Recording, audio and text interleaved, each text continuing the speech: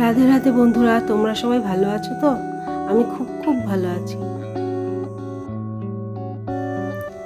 দেখো, কালকেই বলছিলাম না ড্রেসিং টেবিলে নতুন কিছু সাজিয়ে রাখবো, তো এখনও সেটা হয়ে ওঠেনি। এখন ভাবছিলাম যে করব, কিন্তু এখন করলে না ভিডিওটা ঠিকঠাক হবে না, তো সেই জন্য আর এখন সাজাতে এলাম না।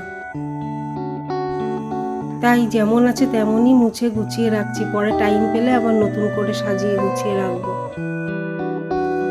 তারপরে দেখো, তেল দেখে আমার মনে পড়ে যাচ্ছে বারবার যে আমাকে তেলটা বানাতে হবে, তো সেটাও এখনো বানাতে পারিনি। তো দেখি আজকে বানাতে পারি কিনা।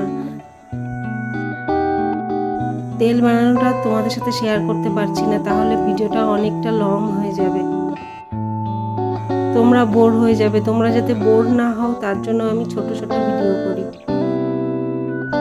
আর তাছাড়া বেশি কথা বলতেও পারি না, বেশি কথা যে বলবো, নানান রকমের কথা বলবো, সেটা আমি পারি না, আমার হয় না। আমি খুব কম কথা বলি। কেউ অনর্গল বকে গেলে তাহলে তার সাথে আমি তার তালে তালে কথা বলতে পারি, নয়তো আমি একা একা বেশি কথা বলতেই পারি না। তো বন্ধুরা, কে কে তোমরা আমার মতো স্বল্পভাষী তারা আমাকে কমেন্টে জানিও। আজকে ফার্স্টেই ড্রেসিং টেবিল গুছিয়ে নিতে ইচ্ছে করলো, তাই ড্রেসিং টেবিলটা গুছিয়ে নিলাম। তারপর চলে এসেছি আলনা গোছাতে। আলনা তো গোছানোই আছে, তাও দুটো নাইটি পড়ে আছে, এই নাইটি দুটো ভাঁজ করে রেখে দেবো। তো বন্ধুরা, তোমরা কিন্তু কেউ আমাকে জানালে না যে তোমাদের গীতার কথা যে দুটো একটা আলোচনা করি, সেটা তোমাদের কেমন লাগে শুনতে। ভালো লাগুক খারাপ লাগুক কমেন্টে জানাবে তো। আজকেও গীতার কথা আলোচনা হবে, তো আলোচনা হবে বলতে দুটো একটা কথা আমি বলি, ভালো লাগে আমার নিজের ভালো লাগে তাই আমি বলি। তো সেই দুটো একটা কথা বলবো, কিন্তু তোমরা স্কিপ না করে দেখতে থাকো।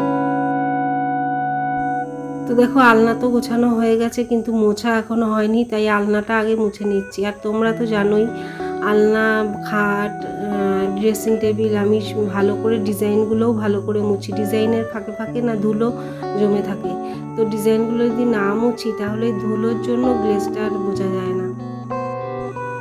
তো দেখো, এবার শোকেসটা মুছে নেব। কালকেও তো মুছেছিলাম, তো সেরকম নোংরা হয়নি, তবুও বুলিয়ে নিচ্ছি।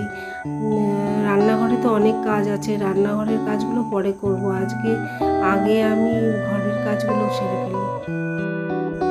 আমি আগের ভিডিওতেও বলেছি, তোমরা তো জানোই যে আমি দিনের বেলাতে টাইম পাই না ফার্নিচার মোছার, তো সন্ধ্যেবেলাতেই সেই কাজগুলো করে নিই। শোকেস থেকে না একটা চুড়িদার বার করতে হবে, আর এই কালো জ্যাকেটটা কাচতে হবে, তো সেই জন্য আলাদা করে সরিয়ে রাখছি, কাল সকালবেলা কেচে দেবো। নতুন বাড়িতে আসার পর ওয়াশিং মেশিনটা এখনো চালু করতে পারিনি, তো সেই জন্য সব হাতেই কাচতে হয়। আসলে ওয়াশিং মেশিনটা উপরের ঘরে রাখা, তো উপরে এখনো কারেন্টের কাজ বাকি আছে, তো সেই জন্য ওয়াশিং মেশিনটা চালু হচ্ছে না। দেখো, শোকেসে যখন হাত পড়েই গেছে তখন ভাবছি একটু ভালো করে গুছিয়ে রাখি, একটু এলোমেলো হয়ে আছে, তো একটু যদি গুছিয়ে রাখি তাহলে অল্পতেই গোছানো হয়ে যাবে। আজকে না খাটটা সবার লাস্টে মুছবো, ঘরের ফার্নিচার সব মোছা হয়ে যাবে, সব গোছানো হয়ে যাবে, তারপর খাটটা মুছবো। আজকে সন্ধেবেলায় না এগরোল বানিয়েছিলাম, তো রান্নাঘরের অবস্থা ভীষণই বাজে হয়ে আছে। বাসন, তারপর সব জিনিসপত্র ছড়ানো ছিটানো, সেগুলো গোছাতে হবে। যাই হোক, আগে শোকেসটা তো ভালো করে গুছিয়ে নিই। দেখো, শোকেস তো গোছানো হয়ে গেছে, এবার আলমারিটা মোছা বাকি ছিল, আলমারিটাও মুছে নিচ্ছি।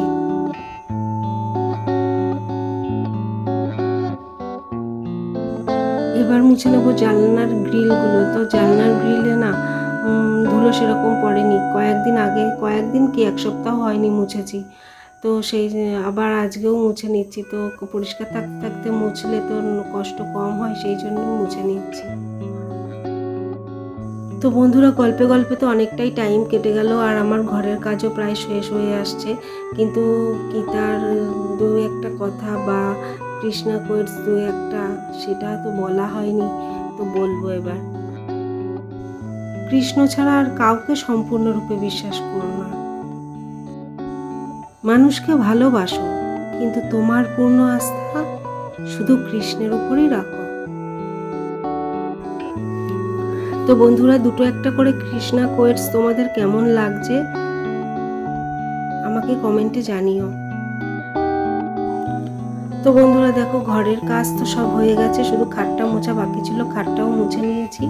এবার চলে এসেছি ডাইনিংয়ে সোফাটা গোছাবো আর ফ্রিজটা ভালো করে মুছে নেব। তো বন্ধুরা, আজকের ভিডিও আর বেশি লং করছি না, এখানেই শেষ করছি। আবার দেখা হবে কাল চলে আসবো নতুন কোনো ভিডিও নিয়ে। তো আজকের জন্য এ পর্যন্তই, টাটা।